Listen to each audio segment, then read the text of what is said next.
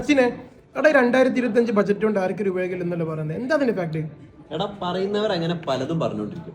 2025 budget എല്ലാവർക്കും ഒന്നും ഉപയോഗപ്പെട്ടില്ലെങ്കിലും salary വാങ്ങുന്ന ഓരോ ഇന്ത്യക്കാരനും നല്ല ഹെൽപ്ഫുൾ ആയിരുന്നു. അതെങ്ങനെ? അത് ഞാൻ പറഞ്ഞുതരാം. ഈ കാൽക്കുലേഷൻ നോക്കിയാൽ മതി. നിങ്ങൾ 12 ലക്ഷം രൂപ സാലറി വാങ്ങുന്ന ഒരാളാണെങ്കിൽ പണ്ട് നിങ്ങൾ കൊടുത്തിരുന്ന ടാക്സ് എമൗണ്ട് എന്ന് പറഞ്ഞു കഴിഞ്ഞാൽ 83,200 രൂപയായിരുന്നു. ഇപ്പൊ നിങ്ങൾ ഒരൊറ്റ രൂപ കൊടുക്കേണ്ട ആവശ്യമില്ല. അതേപോലെ 15 ലക്ഷം രൂപ സാലറി വാങ്ങുന്ന ഒരാളാണ് നിങ്ങളെങ്കിൽ 1,30,30,000 രൂപ നിങ്ങൾ പണ്ട് ടാക്സ് ആയിട്ട് കൊടുത്തായിരുന്നു.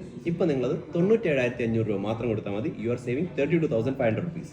നിങ്ങൾ 20 ലക്ഷം രൂപ സാലറി വാങ്ങുന്ന ഒരാളാണെങ്കിൽ പണ്ട് നിങ്ങൾ 2,78,000 ടാക്സ് ഇനത്തിൽ കൊടുത്തായിരുന്നു. ഇപ്പൊ നിങ്ങളത് 1,92,400 രൂപ മാത്രമേ കൊടുക്കുന്നുള്ളൂ.